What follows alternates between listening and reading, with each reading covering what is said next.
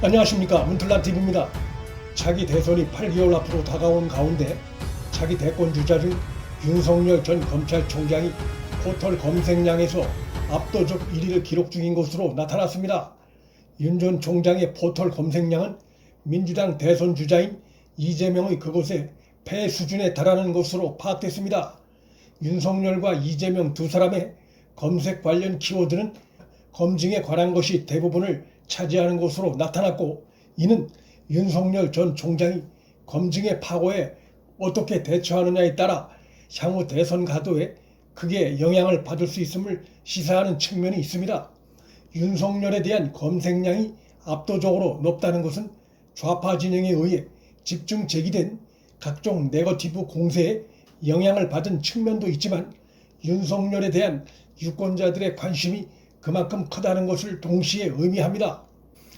구글 검색량을 나타내는 구글 트렌드를 분석한 결과 지난 30일간 윤석열의 평균 검색량은 37로 이재명의 17보다 2배가량 많았습니다.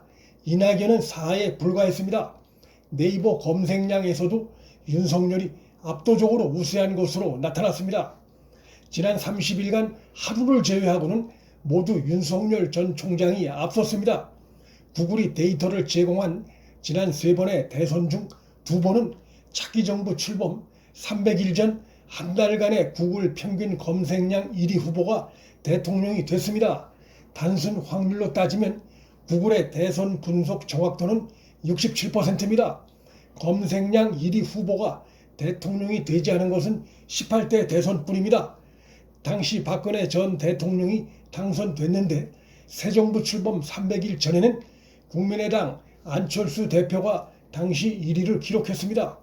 구글 트렌드는 긍정과 부정 모두 포함해 전체 검색량을 나타내는 특징이 있어 후보의 주요 공약이나 대선 일정 등의 행보도 함께 검색됩니다.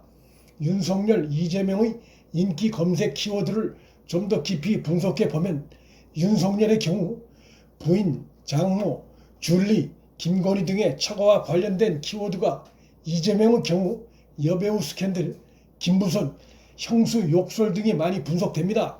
이러한 상황은 윤석열의 지난 2주일가량 지지도 하락의 원인, 그리고 민주당 내에서 이낙연의 상대적 상승, 이재명 하락 원인을 설명하는 측면이 있습니다.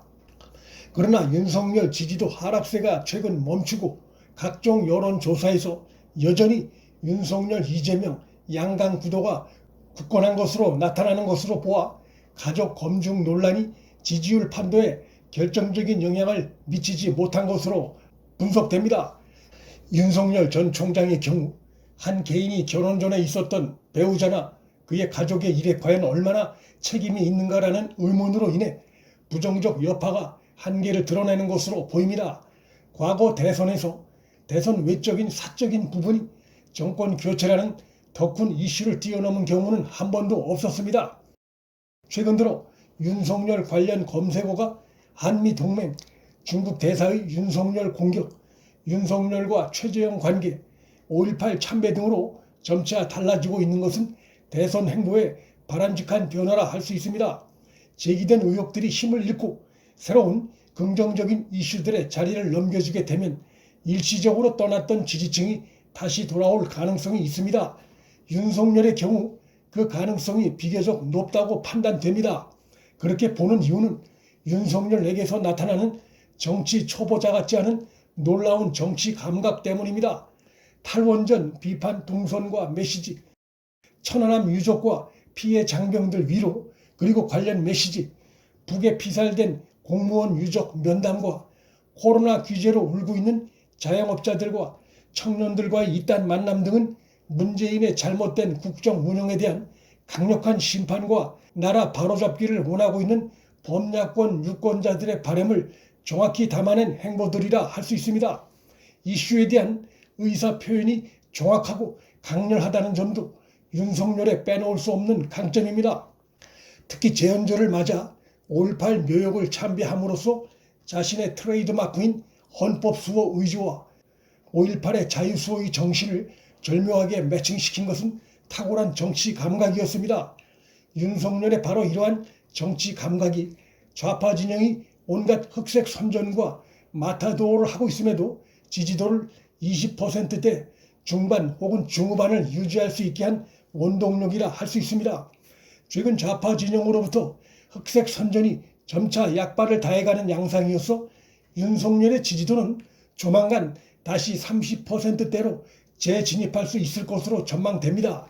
윤석열의 지지도가 다시 30%대로 회복이 되면 그 순간부터 지금까지의 네거티브 공세는 급격히 힘을 잃게 됩니다. 윤석열의 지지도 회복을 보면서 흔들렸던 반문재인 성향의 유권자들이 다시 돌아와 힘을 몰아주려 할 가능성이 크기 때문입니다. 이러한 가운데 민주당의 이재명이 제기한 이낙연의 5.18 옹호에 대한 공격이 이낙연에게 적지 않은 타격이 될 것으로 전망됩니다. 이낙연은 동아일보 기자 시절에 전두환을 위대한 영도자로 찬양하는 칼럼을 쓴 바 있습니다.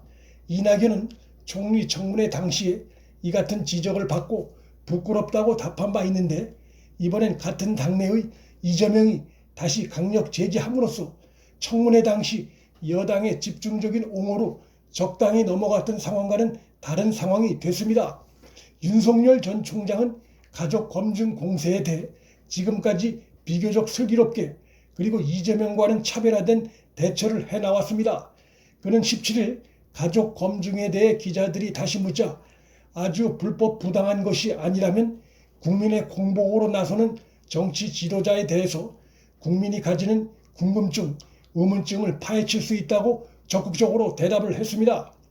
사실에 근거한 것이라면 얼마든지 파헤칠 수 있다는 것이고 이것은 윤석열의 지금까지의 일관된 입장입니다.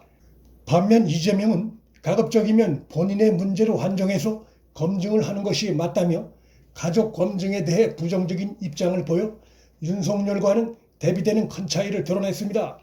이재명은 이 발언으로 인해 자신의 논문 표절과 형수와의 욕설 공방 등 가족 문제를 피해 나가려는 꼼수라는 비난을 받았습니다. 일부 호사가들이 윤석열의 최근 지지도가 다소 낮아진 것을 두고 가족 검증에 완전히 무너질 것처럼 떠들었지만 그가 20%대 중후반의 지지도를 유지함으로써 그 같은 전망이 섣부른 것이었음이 드러났습니다. 정권 교체를 간절히 바라는 다수 국민의 뜻에 부합하는 시의적절한 행보를 이어감으로써 윤석열의 압도적 1위가 재현될 가능성이 커졌습니다. 문틀란TV 여기서 마칩니다. 구독과 좋아요, 알림 설정은 방송 제작에 큰 힘이 됩니다. 시청해 주셔서 감사합니다.